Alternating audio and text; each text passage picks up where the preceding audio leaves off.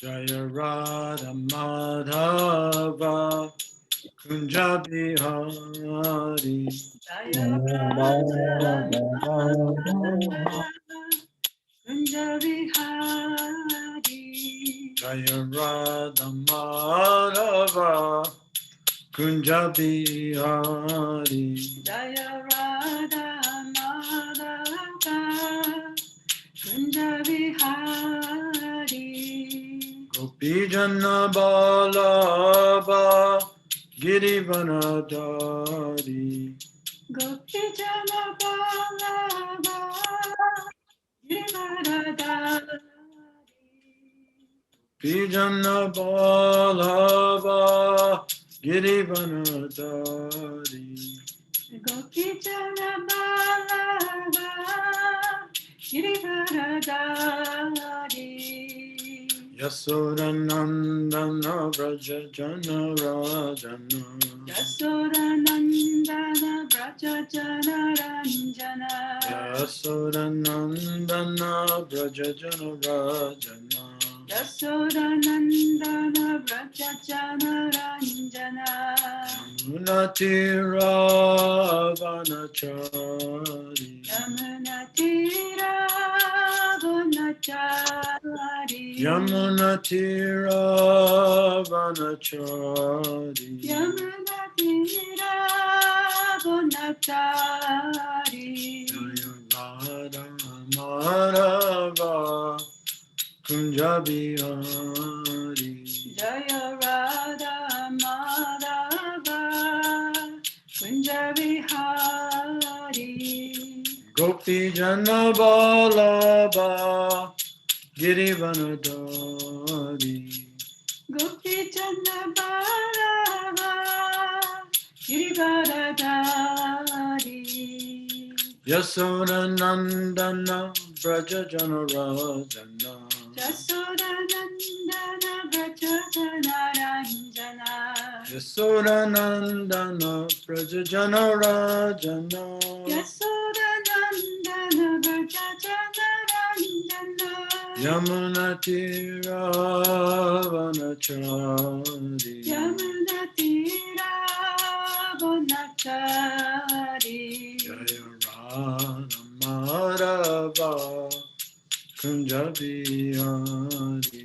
Jaya Radha Madhava Kunja Bihari. Itayur Pimanandari Haribo. Okay, Canto 9, Chapter 6, verses 47 and 48. 第9巻の6章47、48節です。Okay, Om Namo Bhagavate Vasudevaya. Om Namo Bhagavate Vasudevaya. Om Namo Bhagavate Vasudevaya. Om Namo Bhagavate Vasudevaya. Om Namo Bhagavate Vasudevaya. Om Namo Bhagavate Vasudevaya. Yadgarshtayam tu samviksha.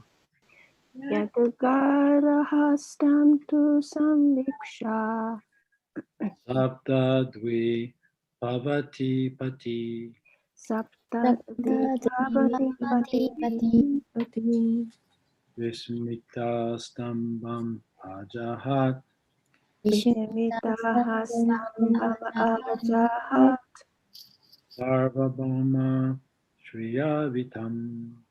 Sarvabhauma Shriyavitam.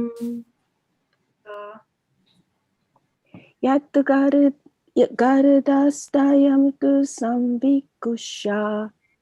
Yadgaradastam samviksha. Sapta duvipavati pati.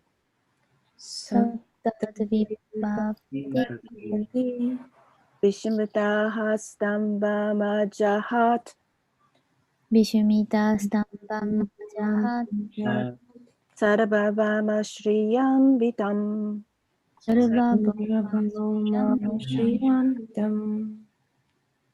Yadgarhastayam tu samviksha.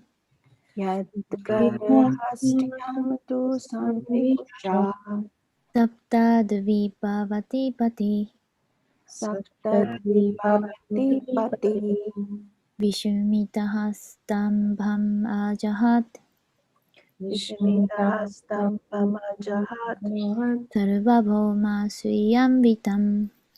sarvabhavashayam vitam. Okay, word for word. Yat, Yat he whose. である彼 Garhashtam, から発したん family life, householder life. 家庭生活、世帯生活 Two, と but, しかし samviksha, 三ヴィクシャ observing. 見て Sapta dvipa vati pati. サプタドヴィパヴァジパティ Mandata, who was the king of the entire world, consisting of 7 islands. 7つの島でできた全世界の王であったマーンダータ Vishmita ビシュミタ was struck with wonder. 感嘆した Stambam, スタンバン pride due to a prestigious position. 名声ある立場ゆえの誇り Ajahat, アジャハ gave up. 彼は捨てた Sarvabhauma, サルババウマ the emperor of the entire world. 全世界の皇帝 Shriya Anvitam, シュリア・アン・ヴィタン blessed with all kinds of opulence. あらゆる種類の富で祝福された Translation and purport by His Divine Grace A.C. Bhaktivedanta Swami Srila Prabhupada.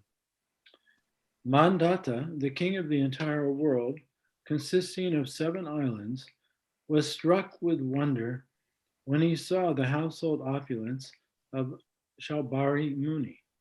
Thus, he gave up his false prestige in his position as emperor of the world. 翻訳です。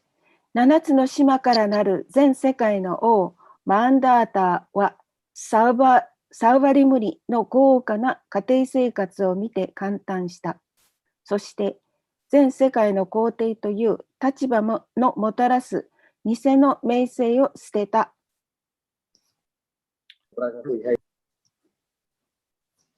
Purport. Everyone is proud of his own position, but here was an astounding experience in which the emperor of the entire world felt himself defeated in details of material happiness by the opulence of Shaubari Muni. 解説。誰もが自分の立場に誇りを持っていますが、ここにあるのは目を見張るような経験でした。全世界の皇帝がサウバリムニの豊かさによって物質的な幸福のつまらなさに打ちのめされたのです。はい、Okay, text 48. In this way, Saubari Muni enjoyed sense gratification in the material world, but he was not at all satisfied. Just as a fire never ceases blazing if constantly supplied with drops of fat. 翻訳。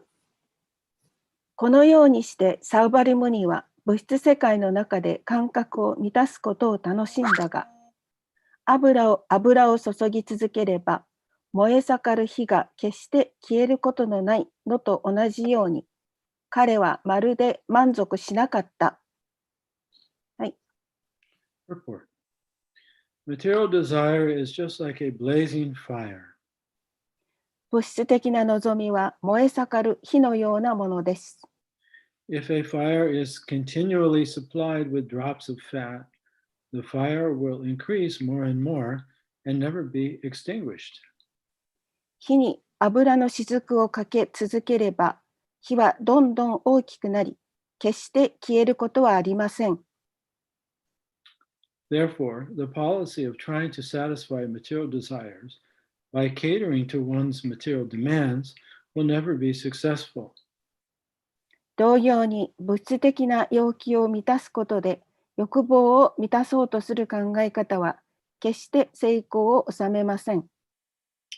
In material civilization, everyone is engaged in economic development, which is another way of constantly dropping fat into the material fire.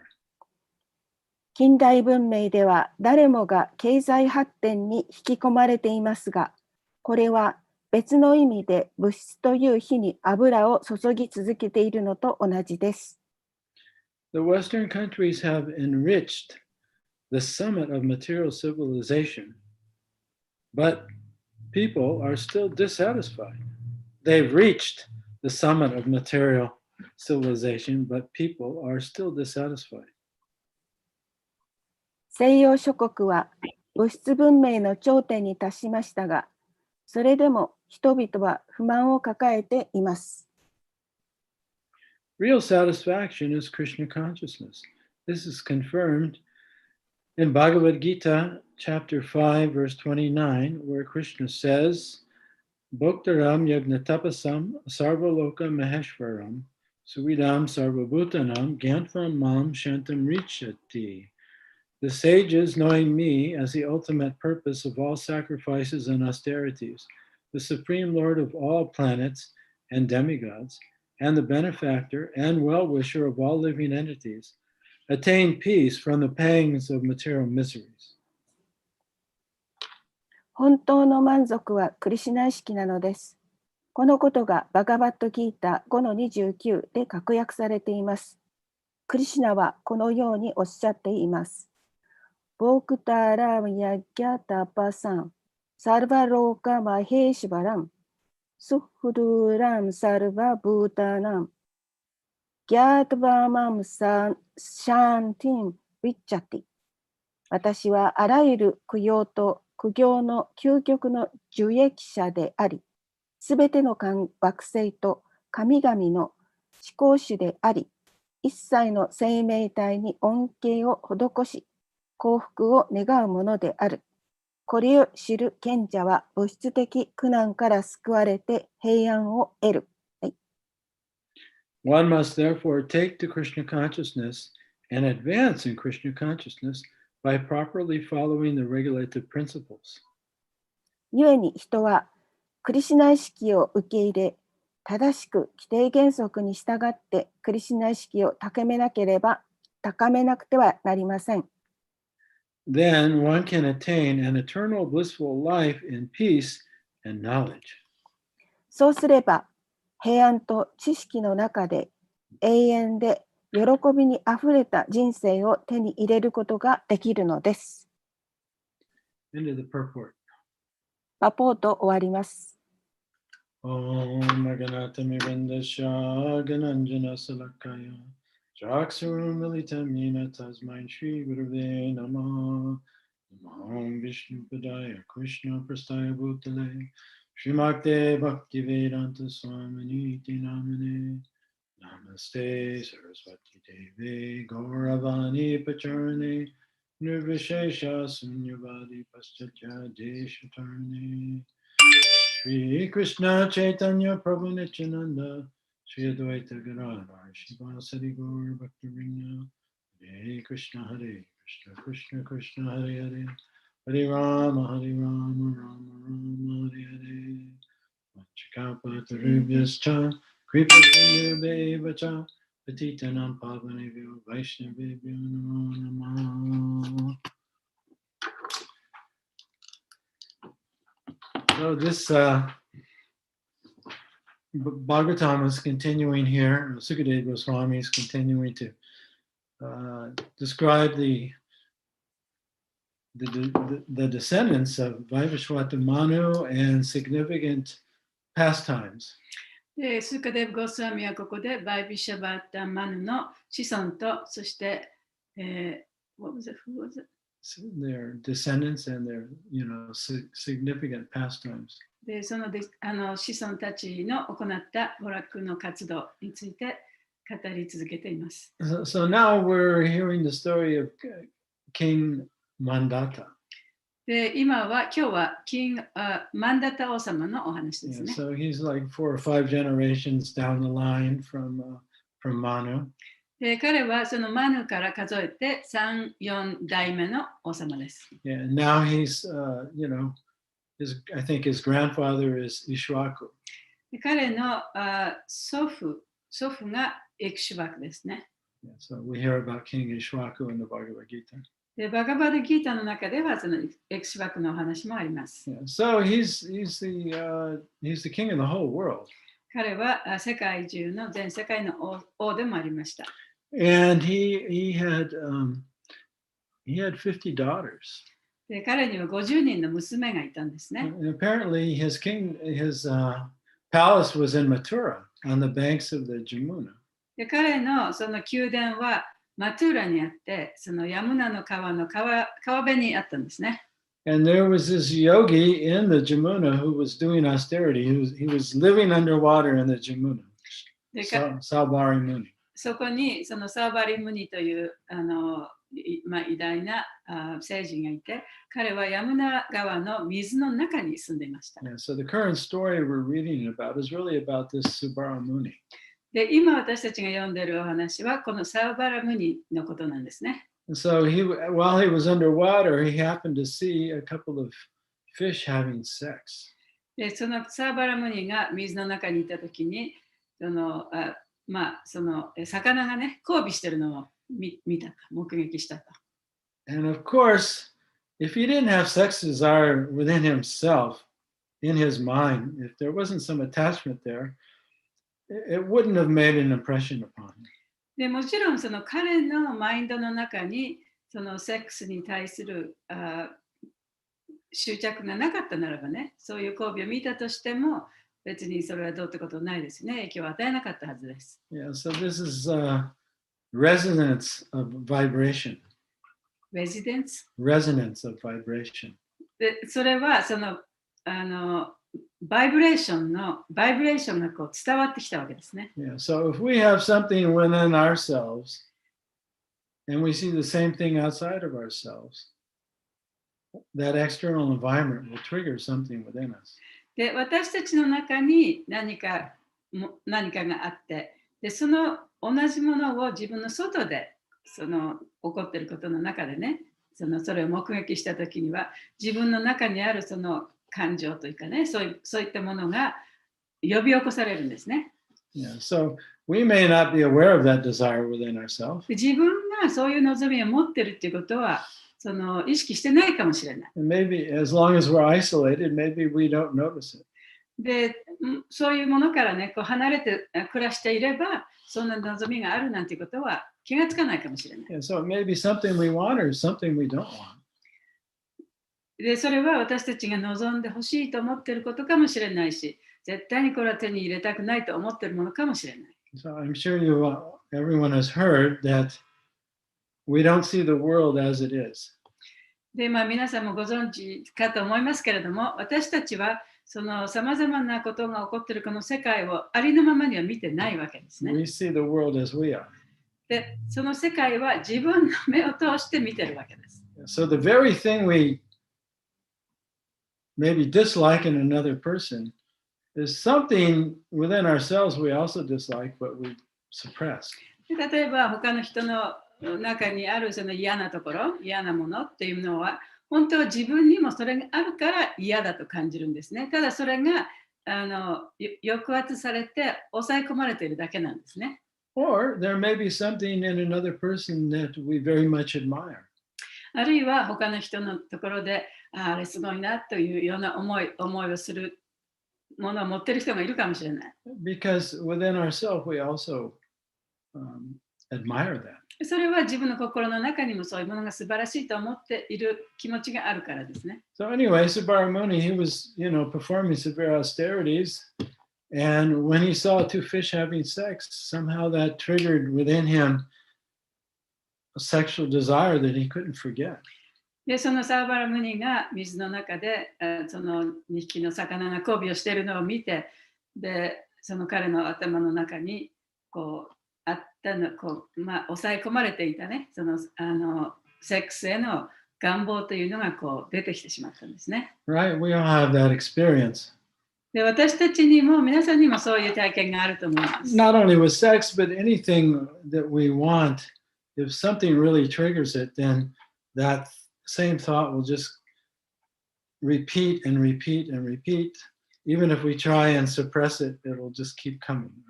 でそのセックスに対する願望だけではなくて、他のものでも何か自分が欲しいものね、でそういうものがこう目の前に来ると、やっぱりその望みというものがどんどんまた繰り返しこう出てきてしまいます。Yeah, so lust is like this, but anger is like this, and so is sadness. で、その願望、望み、欲望というのもそうですし、それから怒りも、あるいは悲しみも、そういうものもそうですね。そういう感情というのはこうどんどん出てきちゃうんですね。Yeah, once those thoughts get stimulated, 一旦その考えが刺激されると、また次から次へと出てきてしまう。because there's an emotion also attached to it. でそこにはその感情も伴うわけですから。Yeah, so the thought appears in the mind, it generates a feeling in the body.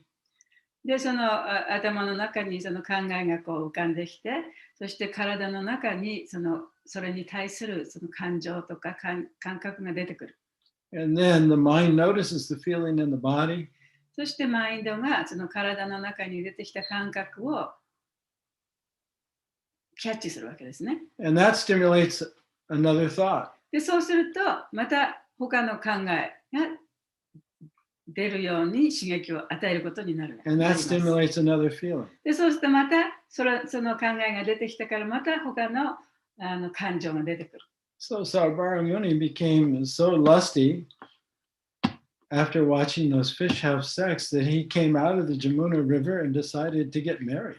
で、サーバラムニはそうやって水の中で苦行をしていたにもかかわらず、その2匹の魚が交尾をしているのを見て、自分の中に眠っていたそのセックスへの願望というのが目覚めて、そしてもう彼はその水の中から出てきて結婚したいと思うようになったわけですね。Yeah, and so this is the natural sequence of events from thoughts and emotions generates eventually some action.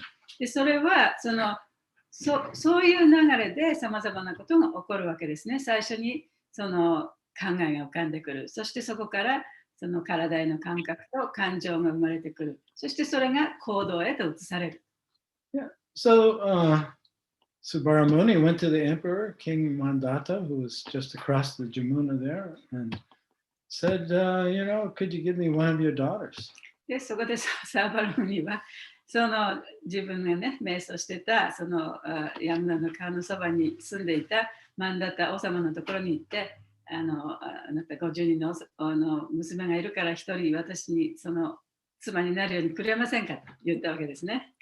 But Sarvaramuni, he was an old man, everything was sagging like we get, you get saggy skin and wrinkles and everything, you bald hair.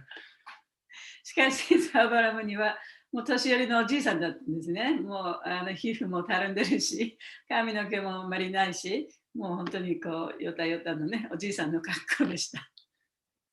So the king said, well, my daughters, they're not going to marry who I tell them to. They can make their own decision. で、その王様が、いや、私の娘たちはね、ちゃんと自分の考えがあって、誰と結婚するかっていうことを決めるから、私が言っても多分結婚しないだろうと言ったんですね。Yeah.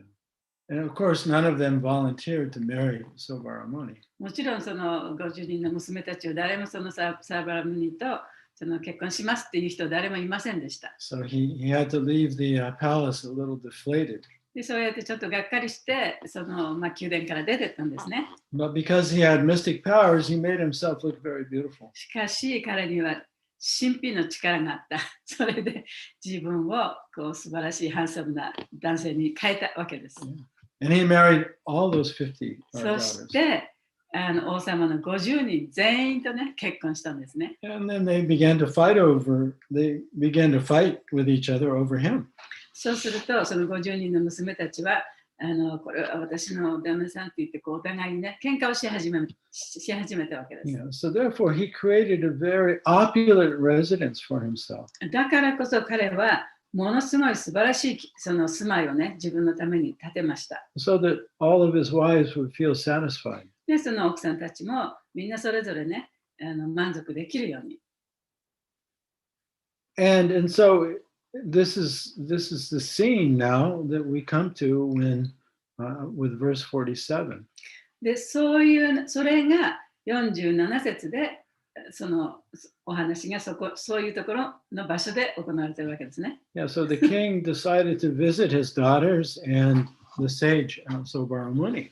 で、王様が、じゃあ、ちょっと自分の娘とそのソーバラムニの、様子を見に行こうと、その彼のお家に行ったわけです。And when he went to visit Sobaramuni's palace, he was struck with wonder of how opulent it was. で、その王様がサーバラムニの王宮に行ったときに、宮殿に行ったときにね、もうそれは素晴らしい豪華な宮殿でもって、もう本当に感心して驚いてしまったんですね。And he felt that Sobaramuni had more opulence than he did as the king of the world. で、自分はね、その世界の王様であるのにもかかわらず、ソーバラムニはそれ以上のね、素晴らしいこの豊かさを持っているというふうに感じたわけです。Yeah, so Prabhupada says that, we may be proud of our position, but if we find someone else who has a greater position, then that defeats our pride. で、その私たちはね、自分が持っているものに対していろんな自分はこんなものをたくさん持っていると自慢するかもしれない。でも、もっと自分よりもたくさん持っている人の、そういう状態を見たならば、自分のプライドも壊されるというふうにプラバパートはおっしゃってます。So that's how the king was feeling when he saw the opulence of that Sobaramuni had created. で、王様がそのソーバラムニが作り上げたその素晴らしい豊かさを見たときにね、そういうふうに感じたんですね。And then we come to the next verse. そしてそこから次の節に入ります。So Sobaramuni, he enjoyed material opulence that was even greater than the king. ソーバラムニはその王様よりもさらに素晴らしいその物質的な豊かさを楽しんでいました。Right? And that's what he wanted. で、そういうことを彼は望んでたわけですよね。But now we find that even though he got what he wanted, he's not satisfied. で、彼はそれを全部手にしたにもかかわらず、心にはまだ不満が残ってた。And he's realizing the nature of material enjoyment. で、その物質的な快楽というものの本質っていうのをね、悟ったわけです。That it burns like fire and is never satisfied. で、それは火のように燃え盛って決して満足することはないものだ。And it's compared to if you have a little flame, just like in a fire sacrifice. で、例えばその火の儀式の時にね、その小さな火がまずつきますよね。Right? There's just a little wood in there. で、最初はそのちょっとだけ木があって、火も小さい火ですね。And what actually keeps the fire burning is when the priest adds a little bit of ghee to it or fat. しかし、その火が燃え続けるのは、そこの儀式をやってるお坊さんがそこにギをね、注ぎ続けるから火がどんどんと燃えてくるわけです。And so material desires compared to a fire. で、物質的な欲望というのはその火に例えられます。Because when we're wanting, we're actually feeling very dissatisfied. で、何かが欲しいという時にはね、本当は心の中に不満があるから何かが欲しいわけですよね。And it's actually painful. で、とてもその痛みを伴う感じです。And we'll do anything to get rid of that pain. で、その痛みをね、どうにかしたいというために何でもやってしまおうと思うわけです。Yeah, so addiction is like this. で、中毒というのもそういうものです。Even though the addict knows that shortly after he gets his fix, he's going to want it again, even stronger. で、中毒症の患者さんっていうのはね、自分のその欲しいものが手に入って薬を飲んだとか、それをたとえその時には満足しても、またすぐそれが欲しくなるということを分かっていながら、また薬を飲んじゃうんですね。So material enjoyment is compared to just dropping little bits of oil onto the fire.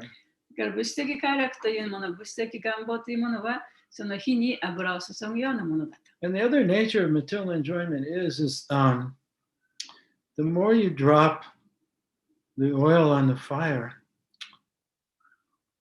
the more oil you need. で、その物質的快楽のもう一つの側面は、そうやって物質的願望に油を注ぐ。で、たくさんの油を注げば注ぐほど、もっと油が必要になってくる。Yeah, so a lot of people that become very rich and famous and can have any material enjoyment they want, a lot of times when they reach this peak, or Prabhupada described it as the pinnacle. Did he say pinnacle? What did he say? When we reach the material society now, modern society is basically people can have anything they want and anytime they want. まあ、その、Oh, the summit of material civilization. そう It's like the peak of the mountain.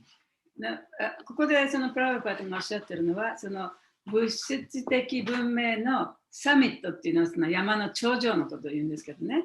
で、私たちはその今頂上のあたりに来てると。で、何でも欲しいものが手に入る。お金もある、地位もある、名誉もある。欲しいものは全部手に入ってる。しかし、It's not unusual for these people to kill themselves. しかしそういう人がその自殺をしてしまうっていうこともね、そんなに珍しいことではないんですね。Especially when they reach it in a short time. 特にそのあまり時間をかけないで急激にそういうものを手に入れた人たち。So there's a series of very famous musicians in the 60s and 70s. They all killed themselves at 27 years old, like Jimi Hendrix and a whole bunch of them. その1960年、70年代のミュージシャンですね、の中ですごいとっても有名で お金もある、人気もある、すべてを手に入れた人たちだけれども、なぜか27歳でみんな自殺したっていうそういう話があるんですね。And George Harrison, he was also speaking, he was talking about how bewildered the Beatles felt when they reached the summit. でジョージ・ハリスンもそのビートルズのジョージ・ハリスンですけれども、彼もまたその要するにサミット頂上にたどり着いたときにね、やっぱりそのビートルズの人たちみんなと困惑したというふうに言ってました。And fortunately, especially for George Harrison, he became introspective at that point and realized that he can't find happiness outside. He had to look inside. で、まあ特にジョージ・ハリスンもそうだったんですけれども、その時点でもって彼はもう私たちはね、こういう物質的なその快楽、喜びっていうものを全て手に入れたにもかかわらず、これ以上のものは何も得れないと。そこで彼はその自分の内をね、見る、そっちの方に転換していったわけですね。And so George Harrison, he had access to all spiritual teachers that he wanted.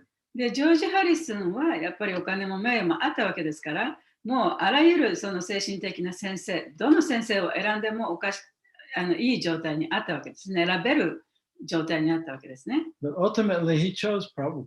しかし、最終的に彼はプラブパードを選びました。And Lord Chaitanya's teaching. で、チェイタニア神の教えを選びました。And it's the most, comprehensive. でとてもその完璧な教えでしたから。So Krishna, he says that those who are wise, the great sages, they don't engage in unlimited sense gratification. だからその知恵のある人っていうのはその無限なね、その感覚満足の活動をしないというふうに言ってます。And why is that? Krishna says. なんでしょうか？なぜでしょうか？ Because they know that such pleasures have a beginning and an end, so the wise man does not delight in them. で、クリシュナがおっしゃってるのは、その知恵のある人っていうのは、賢い人っていうのは、そういう活動は必ず始めがあって終わりがあるから、そういうものに従事しないんだと言ってます。So let's just read Bhagavad Gita, a few verses that describe the trap of unregulated material enjoyment. で、そのバガバダギータの中に書かれている、その規定されていない、規定的に、unregulated? Sense enjoyment.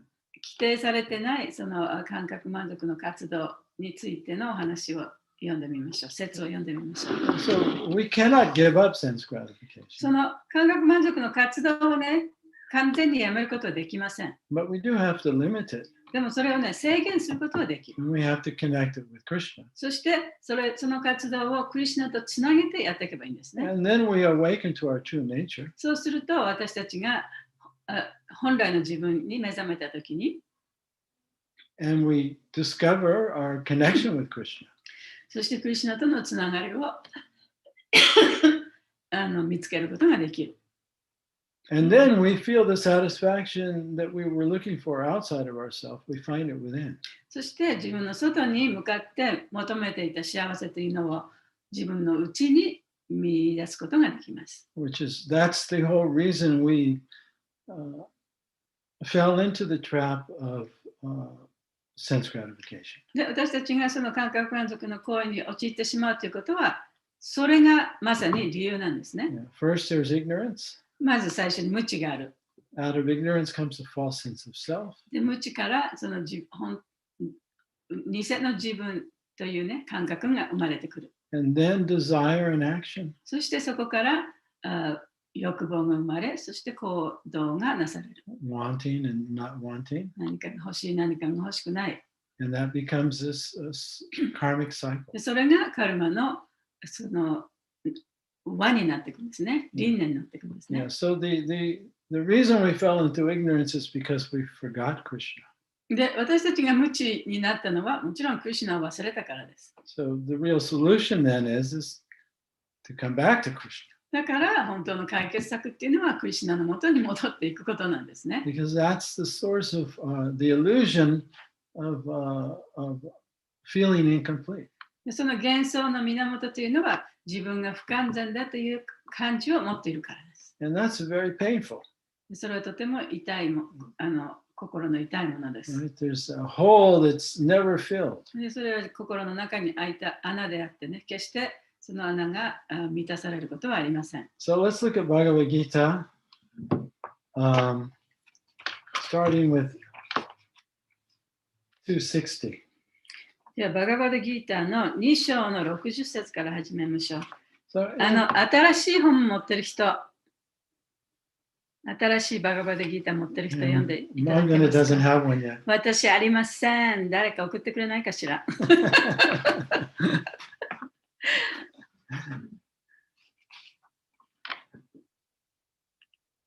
So let's look at 260, where Krishna is talking about how to awaken. で、2章の60節のところで、クリシュナは、じゃあどうやったら目覚めることができるかということについて話していま Well, in す。 255, he defined awakening. で、2章の55節でね、じゃあその目覚めというのはどういうものかということをまず定義を与えてますね。 Yeah, so when a person gives up sense desire that arises in the mind and finds satisfaction in the self alone, that's samadhi, that's awakening. 誰か読んでもらえますか ?55 節。 No, I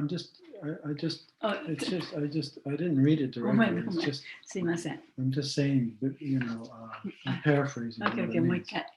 So Krishna says that when you give up desire for sense gratification that arises from thoughts in the mind, で、そのマインドや思考からその浮上してくる感覚満足のフィーリングがこう出てきたとき and に、 you find satisfaction in the self alone. Wait, now say it again, please. When you give up trying to satisfy the Oh, okay. thoughts that are in your mind, Okay. 自分のマインドやマインドから出てきたその欲望、それを満たすことをやめたとき、 right? You start looking outside ということは自分の外側を見て、これでもって幸せになるのかなっていろんな外側を見ることをやめたときっていうん and です you ね。 look within inside で、自分の内を見る。 and you discover that your true self that's complete. そして、その内にあるもう完璧な自分っていうものを見つけたときに、 That's Krishna's definition of samadhi or awakening. それがサマディであるというふうにクリシュナが定義づけてるんですね。 And then the rest of the second chapter, Bhagavad Gita, is describing the obstacles to that awakening. で、バガバドギーターのその次からの説っていうのは、じゃあそのサマディを得るための障害物は何かということについて説明してるんで and す how ね。 to overcome those で、 obstacles. そういった障害物をどうやったら乗り越えることができるかということについて説明しています。 So let's look at Bhagavad Gita 260. じゃあ60節見てみましょうね。バガバダギータ60節。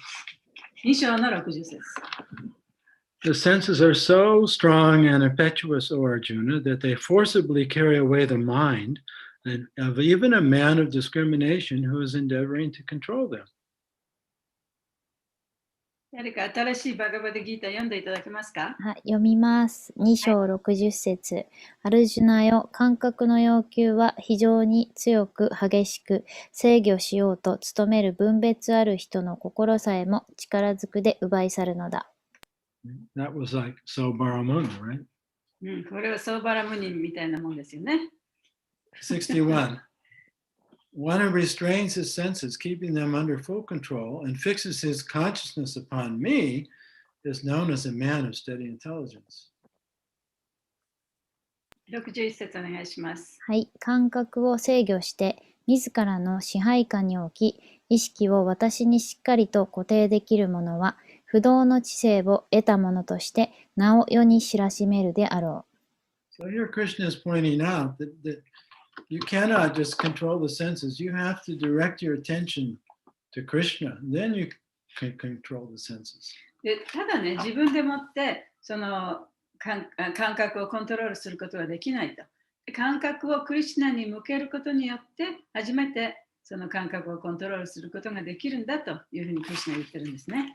And then he describes what happens if you don't fix your mind on Krishna. で、自分の心がクリシュナに固定しないと一体どうなるかということを次に説明していま Yeah, す。 what happens if you indulge and just keep thinking about the object of the senses?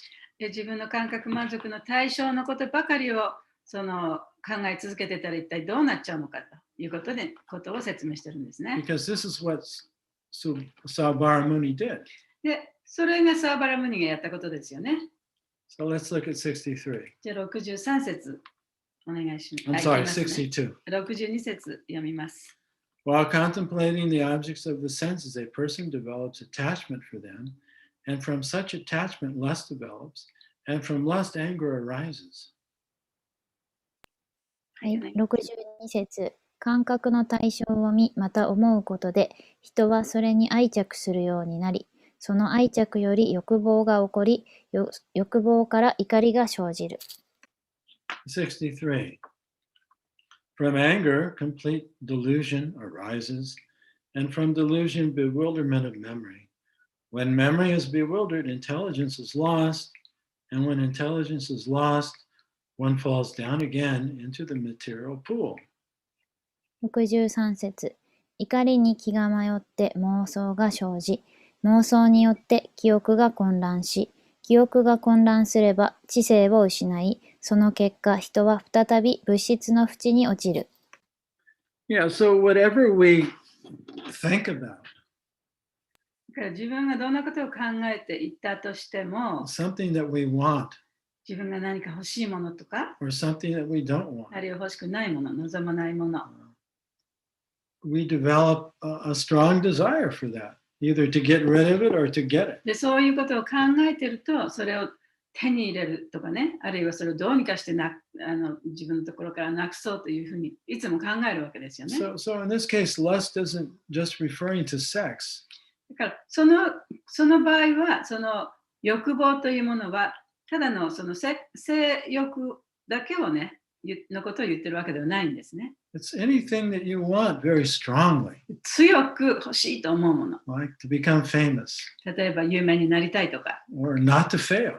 あるいは絶対に失敗しないでとかね、そういう望みとか、 Any attachment, そういう強い執着ですね。 wanting it or not wanting it. で、何かを望んだり、あるいは望まなかったりする、その強い思いです。 That's lust. それが欲望です。 And if you don't get what you want, で、自分が欲しいものが手に入らなかった、 or we get what we don't want, あるいは欲しくないものが自分のところにやってきてしまったら、 then frustration arises, anger で、 arises, 心の中にその不満が出てきて、怒りが出てきます。 and then we become bewildered, そうすると、頭が混乱するんですね。 totally in ignorance of who we are, そして自分が一体誰な誰なのかということをもう完全に忘れてしまう。And we're just following the dictations of our false sense of self. そして自分のその偽の自分という感覚の言いなりになってしまうわけですね。And then we can no longer make wise decisions. で、そういう状態であったら、その賢い判断はできないですね。Right? So we do things that hurt ourselves and hurt others. そして自分を傷つけるか、あるいは他の人を傷つけるような行動をしてしまう。And then later suffer the results. そしてその結果に後で苦しむわけです。And then that behavior becomes ingrained in our brain and in our psyche. そしてその行動というのが私たちの脳に、そして私たちのそのサイキー、In our mind. マインドの中にもう本当に刻印のようにされるんですね。That becomes an addiction. で、それが中毒になるんです。Yeah, so we just keep repeating the same behavior, the same thinking patterns over and over. で、そうやって同じ行動をして、その同じ考えを持って同じ欲望がどんどんこう繰り返されるわけです。And that's the material pool. それが物質の、ここでは物質の淵と書いてありますけどね。I mean, in 2 verses, Krishna explains the whole prison we're in. で、ここでこの2つの説の中で、クリシュナは私たちが陥っているその牢屋のことをここでうまく説明してくださってますね。But now he explains the way out in 64. しかし64節になると、じゃあそういうその物質の淵からどうやって出てきたらいいのかということについて説明しています。But a person free from all attachment and aversion and able to control his senses through the regulated principles of freedom can obtain the complete mercy of the Lord. 64節。しかし、あらゆる執着と嫌悪から離れ、解放のための規定原則に従って感覚を制御できる者は主の完全な慈悲を得ることができる。Yeah, so here Krishna is saying that, this wanting and not wanting is very strong. It's attachment and aversion. で、クリシュナはここでその執着と嫌悪、要するに何が欲しい、これは絶対嫌だっていうそういう気持ちっていうのはとても強いものだ。Yeah, it's kind of like waves of the ocean. それは海のね、波のようなもの。So here Krishna is recommending learning how to surf. で、クリシュナはここでね、じゃあどうやったらその波に乗れるかということを説明してるわけですね。So if you can let these waves come, but you don't act upon them, that's control. で、その波はね、どんどん来ますよね。しかし、その波はそのまま来させても、その波に飲まれなくなる。波に抵抗しない。あるいは飲まれなくなる。そういう状態にいれば大丈夫だと言ってるわけですね。Well, and it's so beautiful. I mean, Prabhupada's and Krishna's words are so poetic. He calls these the regulated principles of freedom. で、クリシュナやそのプラブパダの言葉っていうのは非常にその詩的な美しいものでね、これを、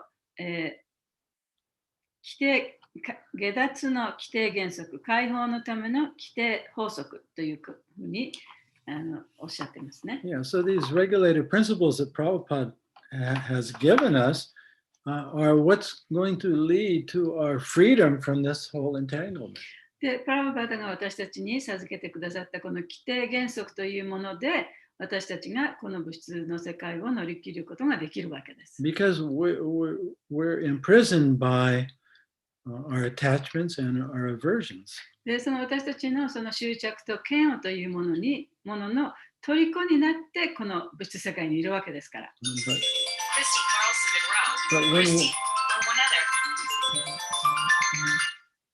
When we follow the regulated principles, gradually we become free of this attachment and aversion and our identification with this whole material prison.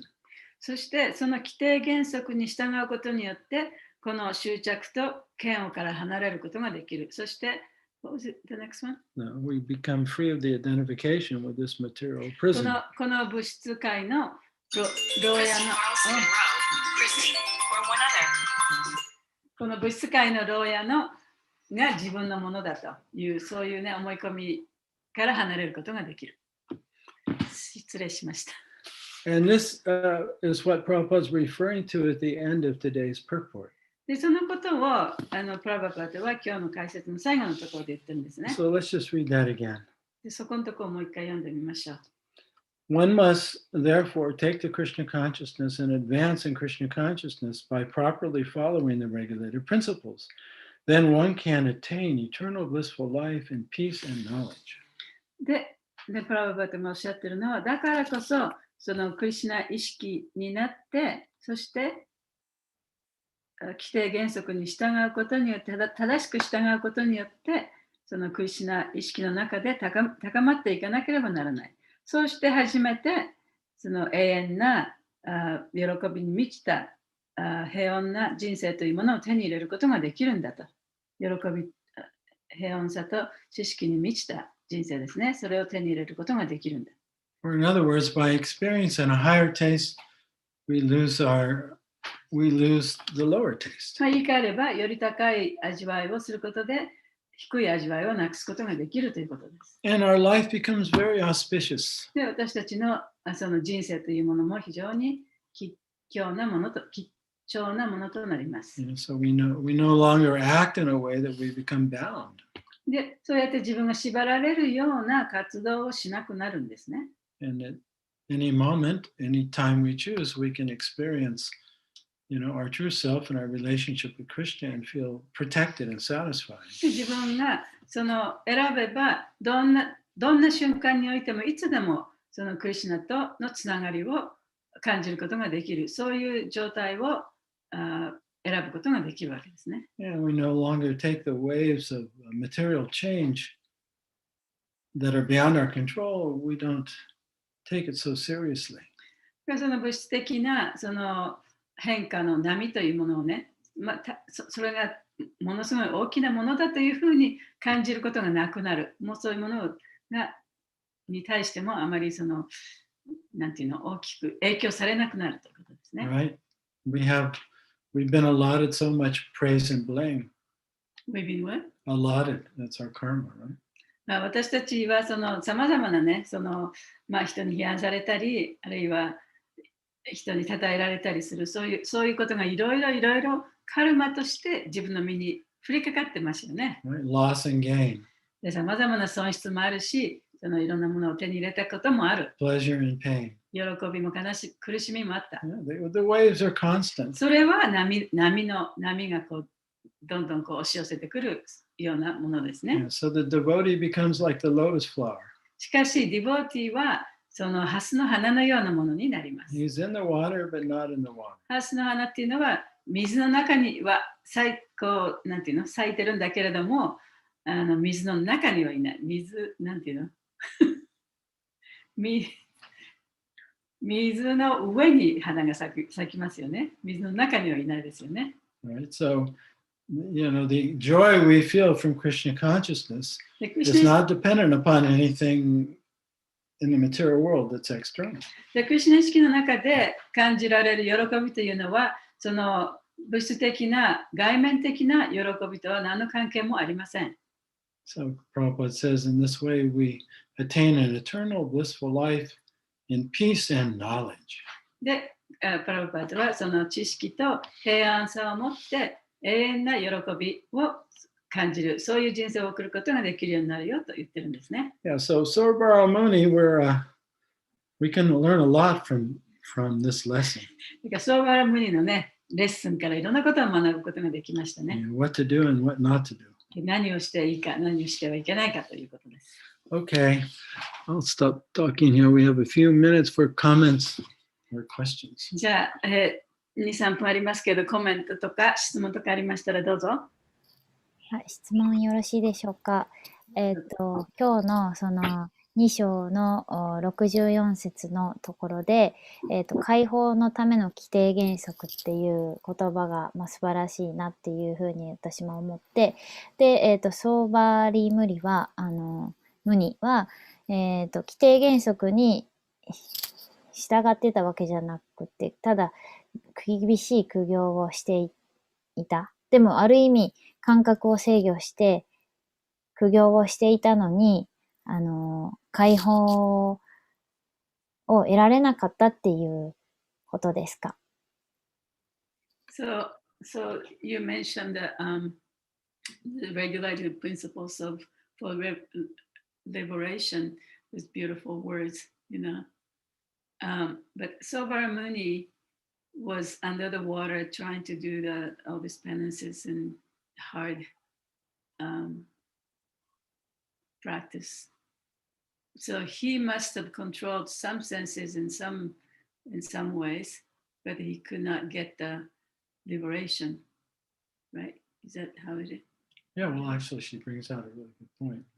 とてもいいポイントですね。That's actually one of the main points of the story.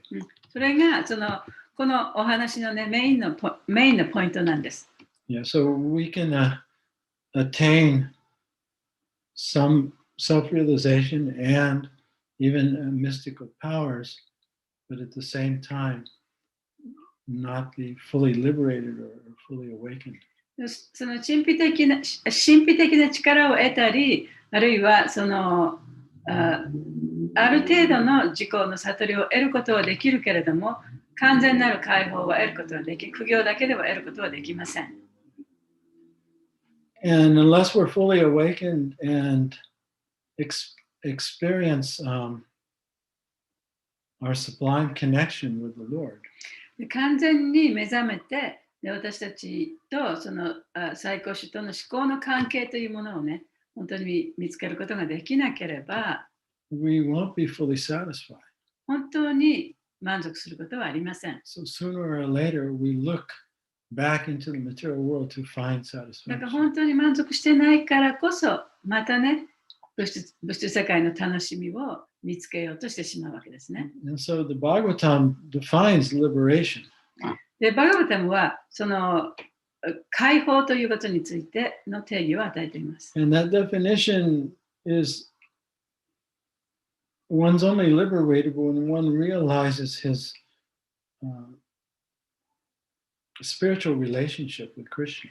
で、それは解放された自分が目覚めたっていうことだけではなくてね、クリシュナとの精神的なつながりにも目覚めなきゃいけないんですね。It's actually when one realizes his spiritual body. そして自分の精神的な体を悟ったとき。So here's the verse if you want to look at it. で、それを皆さん勉強したい人はここに説がありますの So で、 this 読んでみ is てください。this is Bhagavatam, Canto 2, Chapter 10, verse 6. バガバタムの第2巻の10章、Chapter 10の Verse 6. 6節ですね。2の10の6、バガバタムです。No rudo shanu shanyanam atmana saha saktibe muktir hitva yata rupam swarupena vivyastite. The merging of a living entity along with his conditional living tendency with the mystic lying down of Mahavishnu was called the winding up of the cosmic manifestation. Liberation is the permanent situation in the form of the living entity after he gives up the changeable gross and subtle material bodies. So liberation means when you're in your spiritual form, you realize your spiritual form and your eternal relationship with Krishna. で、真の解放というのは、自分の永遠な精神的な体と、そしてその体とクリシュナとの関係をね、悟るたときに真の解放が得られる。And see, this realization is not something we can do on our own through austerities. で、この悟りというのは苦行をしたからといって得られるものではありません。Even in controlling our mind and our senses, we can't fully do without Krishna's help. で、マインドや感覚をコントロールしようとしても、それはクリシュナの助けがなければ一人ではできません。Yeah, it's only when we fully surrender to Krishna and we say, Krishna, I can't do it, I'm yours, you help me. で、私たちがね、これは私は自分でできないから、クリシュナどうぞ助けてくださいって言ったときに、初めてできるようになるんですね。And so Sarvaramuni, he was doing this all under his own power. で、サーバルムニはこういうことを自分一人の力でやってたんですね、水の中で。And he hadn't surrendered to Krishna. で、クリシュナに身を委ねてたわけではない。So he still had this contamination. だからこそ、その汚れがまだ残ってたわけです。Yeah. So therefore, when he saw the fish copulating, he was attracted. だから、魚が交尾してた時に、やっぱりそれに心が惹かれちゃったんですね。And of course, the opposite example is Haridas Thakur, もちろんその反対の例はハリダス・サクーラですけど、who was fully surrendered to the Lord. でハリダス・サクーラは主に完璧に身を委ねた人でしたね。And when Maya tempted him, he passed the test.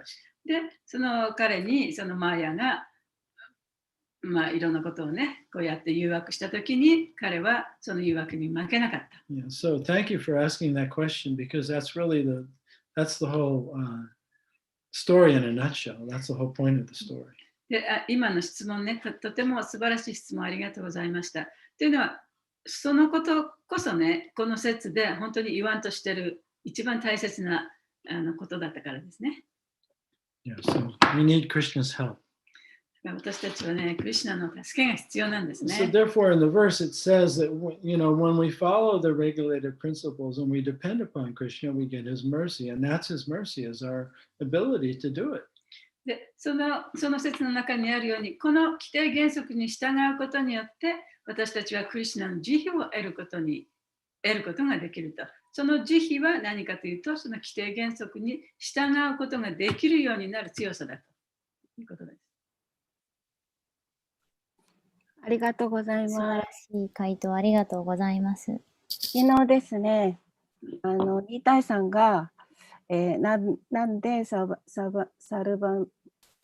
バムニが堕落したかっていうのは、昔ガルダを呪ったからだっていう話があったんです。彼はクリシュナブックたくさん読んでて、でその時にニタイさんはその近親者を呪うとか侮辱を犯すのがすごく恐ろしいことだっていうふうに教えてくれました。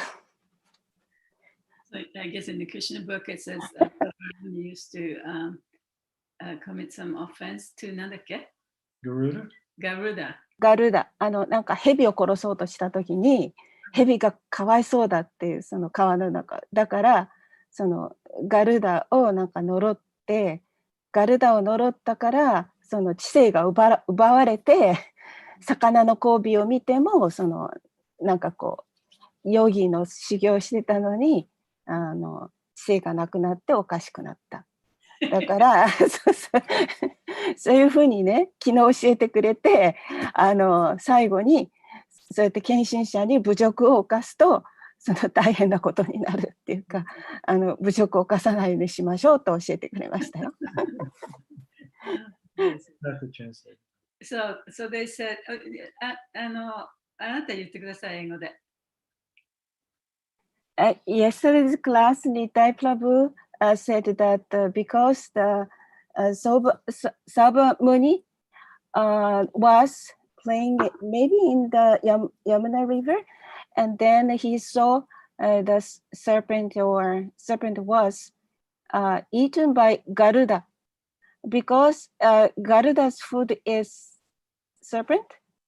So he felt so much compassion to the heavy serpent. Yeah, snakes. And he cursed Garuda. The Garuda is the devotee of Vishnu. So to curse the devotee, that happened, and because of that, he was stolen intelligence by cursing. And so he told us that to give the insult to the devotee, the result is very awful, hidoi. Not to insult any devotee. We should be careful, he said. Yeah. Naruhodo. 面白いですね。Yeah, so that explains it. そう。だからね、サーバラムニはそうなったんですね。レイクリシナ、Hare Krishna, Yamuna. 今日のクラスの最初の方に言われてたことで、そうかなと思ったのは、私たちは自分の好き嫌いによって、得意なこととかを特に奉仕で、だからキータンとか食べることとかをしたり、翻訳が上手な人は翻訳したり、DT ウォーシップが好きな人は DT ウォーシップをするけど、それはやっぱり自分、バガバットギーターを教える人はここにもいますけど、教えたりしますけど、そういうのはやっぱり自分のやっぱ成功によって好き嫌いでやっていることであって、結局クリシュナがやらせてもらってるって思うようになるには、やっぱり自分の中の執着をそこでどうやって見ていくか。だから結局最初サチャデバプラブ今日言われたのは、その外ではなくて内を向くことによって、だからどういう奉仕をしているかっていうことが重要なのではなくて、いろんなバラエティはクリシュナが与えてくれているだけで、自分はこの奉仕をしているからこれで大丈夫だってやっぱし思うのではなくて、そこの中で自分が自分と向き合ってクリシュナとの関係を作っていかないといけないという、その道で、そのソーバリムには自分は瞑想してるから大丈夫だと思ったけど、結局そこで自分は認められたいとか、なんとかそういう欲求があったっていうことに気づかなかったから、結局その罠に落ちてしまったんだなと思いました。ありがとうございます。This is when the devotees does different services, some gives the classes, some does the kirtan, cooking, translation, different things. And then each devotee is thinking, well, this is what I like to do, and this is my tendency, right? But we have to actually see in a connection with Krishna. Krishna gave us all these choices, how you can serve through what kind of service, but it's important to really actually look within and see, well, it's not because I'm doing this service and I'm okay, just like Sobar Muni, he says, well, I'm under the water doing this penance, so I'm okay. But you have to look within and then see how you actually are connected to Krishna, and that's really important. ですね。Yes. So this name. Yeah, so we actually have to be Krishna conscious. だから、クリシュナ意識になるっていうことがとても大切なんだ。And our connection to Krishna is where we feel satisfied. で、クリシュナとつながること、そのクリシュナとのつながりの中で初めて私たちはその完璧な満足を得ることができるから。So in the beginning, it may be the service. だからその最初のうちはね、クリシュナ意識になった最初のうちは、その奉仕が目的、奉仕だけが目的でやるかもしれない。And maybe that's how we begin, but then we have to go deeper. でそうやって始めたとしても、やっぱり自分のその心の中を見て、そのつながりを感じられるような風にだんだんと深まっていかなきゃいけないね、クリシュナ意識の中でもね。Not depend, like Arjuna, like Krishna told Arjuna that don't be attached to the result. で、アルジュナにそのクリシュナが言ったようにね、その活動の結果に執着しちゃいけないよと。Just, serve me. ただただ私に使えればいいんだよ。とクリシュナは言いましたね。Hare Krishna. Hare Krishna. Krishna, I want to ask, does any more explanation about the king, the emperor that time? Because it looks like he is very advanced, because instead of becoming envious to Muni, Sobara Muni, he gave up his kingdom and he went for austerity in the forest. So is there any more explanation about him? Only, I can only read what you read. But it was mentioned previously in the chapter how he was also a great devotee of Lord Vishnu. で、今彼女の質問はね、この王様はそのソーバラムニーのその素晴らしいオピュレンスを見てね、これは自分も素晴らしいと思ってたけど、もっと素晴らしい人がいると、もっと素晴らしいものがあると言って、自分の立場を自分の持っているものすべてその放棄して森の中に行ったと。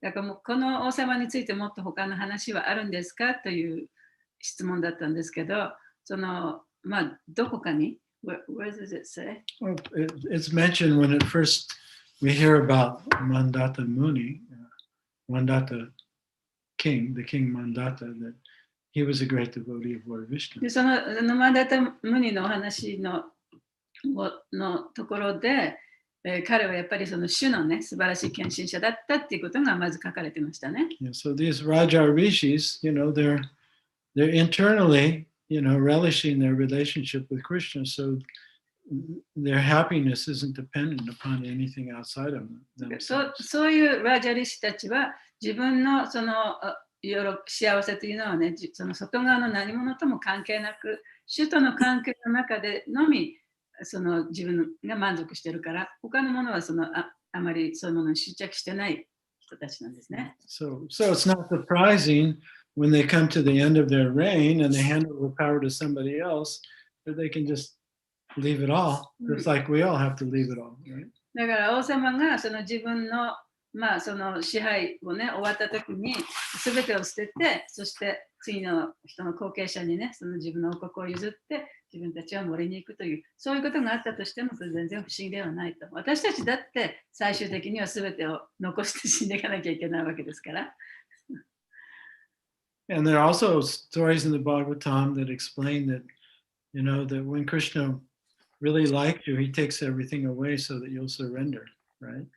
バガバタの中にはね、いろいろな話があって、クリシュナが本当にあなたを愛してたらね、そのさまざまな素敵なものをすべてあなたから取り除いてくれますっていう話もありますね。But there's a greater position than that. Greater what? There's a greater position than で that. もそれよりももっと高い立場というのがあります。When Krishna sees that we're fully surrendered to him and we won't fall down by material opulence and we'll only use it in his service, then he gives so much. で、私たちはその物質的なものがあって、でもそれをすべてクリシュナのために使っている。で、それをクリシュナがちゃんと分かっててくれると、そういう人にもっともっと便宜を与えるためにいろんなものをもっと与えてくれるという立場もあります。So these great kings like Yudhisthira and Cricket and Mandata, they're like all in this exalted category. でそういうふうにそのユディスティラ王様とかね、マンダタ王様とかね、そういう人たちはそういう種類の素晴らしい献身者なんですね。Thank you, Hare Krishna. Hare Krishna. Okay. So it was great to be with you all today. 今日皆さんとこういうふうに一緒に勉強させていただいてありがとうございます。All glories to all of you assembled devotees and to Srila Prabhupada and to Srimad Bhagavatam. Hare Krishna. ありがとうございました。Hare Krishna。 Yes. バガバットギーター送りますけど、アドレス欲しいです。Oh, ありがとう。okay. Are you online? は No. い、あります。LINE で送ろうか？はい。お願いし送ってください。ます。と思いますけど。Okay. はい、ハレクリシナ。楽しみにしております。ありがとう。ハレクリシナ。ハレクリシナ。さよなら。はい。はい、来週もよろしくお願いします。よろしくお願いします。グレース・サチャデーバ・プラブ